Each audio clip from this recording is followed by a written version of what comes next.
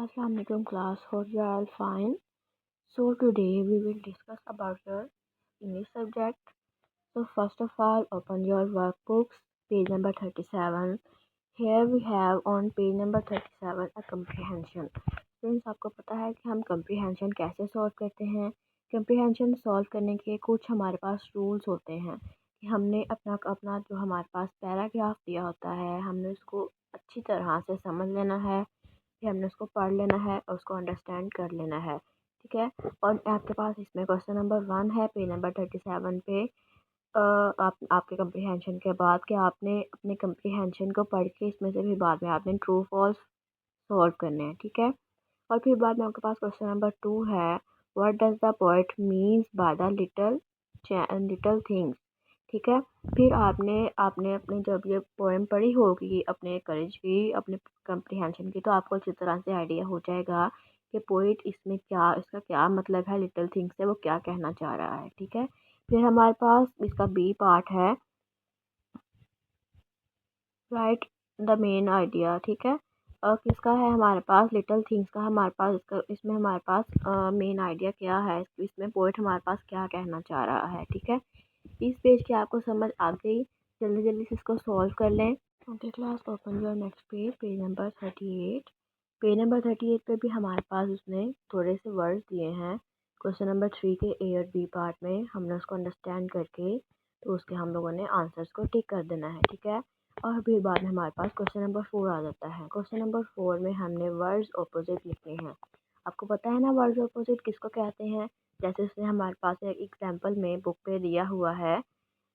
इसका हमारे पास इसकी तो इसके हमारे पास ने एग्जाम्पल भी दी हुई है. ठीक है. फर्स्ट हमारे पास है रेलिवेंट. फिर हमारे पास बेस्ट का हमारे पास क्या अपोजिट हो सकता है, सोचें ज़रा आप. फिर बाद में हमारे पास है नेक्स्ट क्वेश्चन नंबर बी है. क्वेश्चन नंबर बी में इसने हमारे पास साइलेंट वर्ड्स का जिक्र किया हुआ है. साइलेंट वर्ड्स हमारे पास क्या होते हैं. साइलेंट वर्ड्स बेसिकली हमारे पास एक वर्ड में एक ऐसा वर्ड होता है जिसको हम अपनी प्रोनाउंसिएशन में उसको हम लोग प्रोनाउंस नहीं करते. जैसे आप लोग स्टार्टिंग में देख रहे हो कि हमारे पास शुड है. ठीक है. इसमें हमारे पास जो एल है वो साइलेंट है, हम लोग उसको शुड पढ़ते हैं, हम लोग इसको शुल्ड नहीं पढ़ते. ठीक है. हम इसका एल नहीं प्रोनाउंस करते. ठीक है. फिर बाद में हमारे पास है काफ. हम लोग काफ का भी एल इसमें साइलेंट होता है. ठीक है. काफ को हम लोग ऐसे नहीं प्रोड्यूस कभी भी करते कि हम लोग उसकी एल की भी आवाज़ निकालें, मतलब कि हम उसको काल्फ बोलें. हम इसमें एल को साइलेंट रखते हैं, हम उसको काफ बोलते हैं. ठीक है. ओके. अब आप देख सकते हैं कि अब हमारे पास फॉर एग्जांपल एक थंब है. ठीक है. थंब थंब हम लोग नहीं बोलते, हम लोग इसको थंब बोलते हैं. ठीक है. इसमें हमारे पास बी जो है वो साइलेंट होता है. ओके क्लास, अब हमारे पास आ जाते हैं राइमिंग वर्ड्स. राइमिंग वर्ड्स हमारे पास क्या हैं जिनके हमारे पास एंडिंग साउंड सेम होती है, जैसे केक, मेक. जैसे फॉर एग्जांपल उसने हमारे पास यहाँ पे बुक पे दिया हुआ है हार्ट. क्या क्या है हमारे पास, वर्थ है, हमारे पास चार्म है. ठीक है. आपने इसको फाइंड आउट करके अच्छी तरह से इसको लिखना है. ओके. अब हमारे पास नेक्स्ट पेज है पेज नंबर 39. पेज नंबर 39 पे हमारे पास है रिफ्लेक्स प्रोनाउंस. रिफ्लेक्स प्रोनाउंस आपको पता है ना, जैसे हमारे पास माई सेल्फ हो गया, देम सेल्फ हो गया, योर सेल्फ हो गया, और हमारे पास हिम सेल्फ हो गया, हर सेल्फ हो गया. ये हमने क्लास में बहुत ज़्यादा डिटेल से किए हुए थे. तो आप लोगों को पता है कि हम लोग अगर कैट आ जाएगी तो हम उसके लिए इट सेल्फ लगाएंगे, अगर हमारे पास ही आ जाएगा हम उसके लिए हिम सेल्फ लगाएंगे, और अगर हमारे पास शी आएगा तो हम उसके लिए हर सेल्फ लगाएंगे. ठीक है. तो ये आपने खुद से इसको सॉल्व करना है अपने एक्सरसाइज को.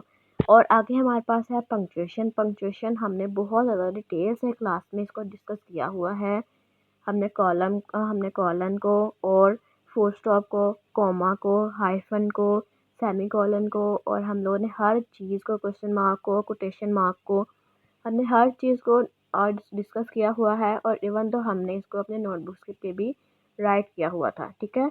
और अगर आप लोगों को ये एक्सरसाइज सॉल्व करते हुए कोई भी क्वेश्चन हो, कोई भी अगर आप लोगों को डिफ़िकल्टी हो तो आप लोग मेरे से पूछ सकते हैं. I will guide you. Okay, now close your workbooks and here we start a story writing. Story writing क्या होती है, हमने इसमें एक स्टोरी राइट करनी है. स्टोरी राइटिंग के आप सबको पता है कि कुछ रूल्स होते हैं, उसके कुछ टर्म्स और कंडीशंस होती हैं जिन्हें फुलफ़िल करना, जिनको फ़ॉलो करना हमारे लिए ज़रूरी होता है। उसके बगैर हमारे पास जो स्टोरी होती है वो इनकम्प्लीट होती है, ठीक है? और अगर आप इस क्राइटेरिया को फ़ॉलो नहीं करोगे तो आपके मार्क्स भी पेपर में डिडक्ट हो सकते हैं, ठीक है? तो लेट्स स्टार्ट। हमारे पास का स्टोरी राइटिंग में हमारे पास फर्स्ट स्टेप क्या आ जाता है? हमारे पास फर्स्ट स्टेप आ जाता है इंट्रोडक्शन। इंट्रोडक्शन में आपने कैरेक्टर्स की आइडेंटिफिकेशन करनी है।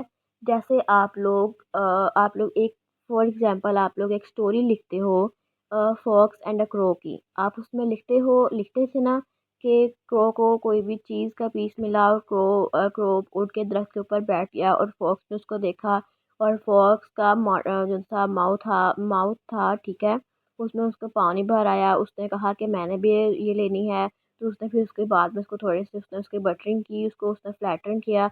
जब वो फ्लैटन हो गया तो उसने जब अपनी बीक ओपन की तो जो सा चीज़ का पीस था वो नीचे गिर गया, ठीक है। आपने ऐसे ये स्टोरी सारी लिख ली। मगर अब आप लोग अब इस चीज़ को देखोगे कि अब अगर आप लोग कोई भी और स्टोरी लिखते हो तो उसमें आप लोग क्या करोगे? हमने इंट्रोडक्शन तो देख लिया कि हम लोगों ने लिखना है once there was a this and this, ठीक है। ऑलवेज हमने इस चीज़ का ध्यान रखना है कि हम लोगों ने हमेशा अपनी स्टोरी में पास्ट इंडेफिनिट को, मतलब कि हम लोगों ने पास्ट फॉर्म ऑफ वर्ब को, सेकंड फॉर्म ऑफ वर्ब को हमने यूज़ करना है। फॉर एग्जांपल अगर आपके पास फर्स्ट फॉर्म ऑफ वर्ब है फ्लाई, ठीक है, तो हम फ्लाई नहीं यूज़ करेंगे, हम अपनी स्टोरी में उसकी सेकंड फॉर्म यूज़ करेंगे और फ्लाई की सेकंड फॉर्म क्या हो जाएगी? फ्ल्यू हो जाएगी, ठीक है। और ऐसे ही अगर हम लोग कोई और एग्जांपल देखें तो आप लोगों के पास फर्स्ट फॉर्म जो होती है वो है ड्रिंक। हम ड्रिंक को कभी भी यूज़ नहीं करेंगे अपनी स्टोरी में, हम ड्रिंक की सेकंड फॉर्म ऑफ वर्ब को यूज़ करेंगे जो कि है ड्रैंक, ठीक है। और मेक श्योर कि आपने स्टोरी में वाज, वर और हैड का यूज़ करना है। वाज, वर और हैड जो है वो सेकंड फॉर्म ऑफ वर्ब्स को इंडिकेट करते हैं, ठीक है। और स्टोरी की हमारे पास एक प्रॉपर एंडिंग होनी चाहिए। एंडिंग से मुराद, एंडिंग का हमारे पास क्या पर्पस है? हमें उससे कोई भी लेसन मिलना चाहिए कि हमें ये भी लेसन मिलता है। अगर हम फॉक्स और क्रो की, हम लोगों के पास क्या लेसन मिलता था कि मतलब किसी की बातों में नहीं आना चाहिए, ठीक है। जो क्लेवर वंस होते हैं वो हमेशा फूल बन जाते हैं। क्लेवर वन से जो मतलब कि जो चालाक और होशियार इंसान होते हैं, ठीक है। और इसका हमारे पास एक मॉरल भी होना चाहिए। ओके, तो नेक्स्ट आप लोग अपनी जल्दी जल्दी से जो प्रैक्टिस बुक्स ओपन कर लें, पेज नंबर 84। आपके पास एक आपको प्रॉम्प्ट दिया गया है, आपको एक सीन दिया गया है। आपने अब इस पे स्टोरी राइट करनी है, ठीक है। ये प्रॉम्प्ट हमारे पास क्या है? On your birthday a strange looking lady came to your door and handed you a wrapped present, ठीक है। फिर आगे क्या लिखा हुआ है? You rattled it, it made a noise. What do you think it was? And write a story about it, about this present. इसका क्या मतलब है कि एक दिन आपके बर्थडे थी, ठीक है, और आपके डोर पे, आपके दरवाजे पे एक स्ट्रेंज, एक अजीबो गरीब दिखने वाली औरत आई, लेडी आई। उसने आपको एक गिफ्ट दे दिया जो कि रैप हुआ था। आपको पता है ना, हम हमेशा गिफ्ट्स को रैप करते हैं रैपिंग पेपर में, गिफ्ट पेपर में। तो जब उसने आपको प्रेजेंट वो दिया तो एक हलचल सी मच गई और उसने एक शोर मचाया, ठीक है। तो आपने लिखना है कि उसमें क्या ऐसा क्या था, ठीक है। मैं ये चेक करूँगी जब आप स्कूल आएंगे। अल्लाह हाफिज़।